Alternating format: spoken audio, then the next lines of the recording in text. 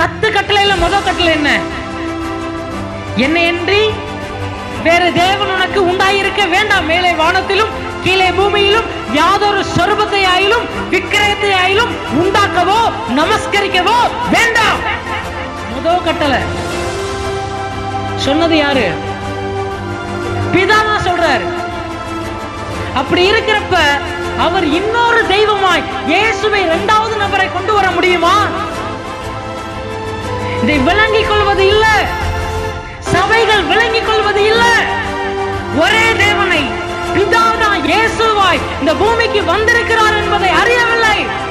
ஒரு தேவனை 3ஆய் மாற்றி விட்டார்கள். இது விக்கிரகாராதனை. ஒரே தேவன் தான், அவர் கட்டளை கொடுத்த மாற மாட்டார். ஏசாயா 45 இருக்குது, நானே தேவன், என்னை தவிர வேற தேவன் இல்ல, என்னை அன்றி வேறொரு ரட்சகரே இல்லை. 3000 பேர் ரட்சிக்கப்பட்டிருக்கிறாங்கன்னு சொல்றாங்கல்ல. அந்த 3000 பேர் எந்த நாமத்துல ஞானஸ்நானம் எடுத்திருக்கிறாங்கன்னு பைபிள்ல இருக்குது, சொல்லியிருக்கிறாங்களா? பவுலும் சீலாவும் இரவெல்லாம் துதிச்சாங்க, கட்டுகள் அறுக்கப்பட்டுச்சுன்னு சொல்றாங்க. அவங்க துதிச்சனால அவங்க கட்டுகள் மட்டும் அறுக்கப்படல, எல்லாருடைய கட்டும் அறுக்கப்பட்டுச்சுன்னு சொல்றாங்களே. அடுத்து என்ன நடந்துச்சுன்னு சொன்னாங்களா? சொல்றாங்களா? அந்த காவல்காரனுக்கு எந்த நாமத்துல ஞானஸ்நானம் கொடுத்தாங்கன்னு பைபிள் இருக்குது, அதை சொல்ல முடிந்ததா? இயேசுவின் நாமத்துல சீஷர்கள் ஞானஸ்நானம் கொடுக்கிறாங்க.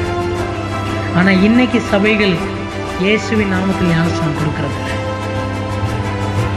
சபைகள் இயேசுவின் நாமத்துல ஞானஸ்நானம் கொடுக்குறாங்களா?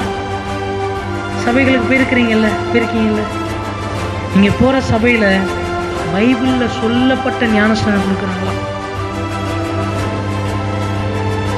கவனிச்சு பாருங்க. இயேசுவுடைய சீஷர்கள் எங்கேயாவது ஒரு இடத்துலயாவது பைபிள்ல பிதா குமாரன் பரிசுத்தாவின்னு சொல்லி ஞானஸ்நானம் கொடுத்துருக்குறாங்களா?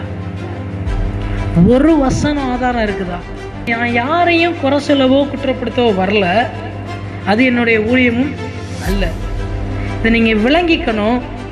வசனம் என்ன சொல்லுதோ அதை கேளுங்க, வசனம் என்ன சொல்லுதோ அதன்படி செய்யுங்க. நீங்க ஆராய்ந்து பார்த்தால் தான் என்ன கிடைக்கும்? நித்திய ஜீவன்.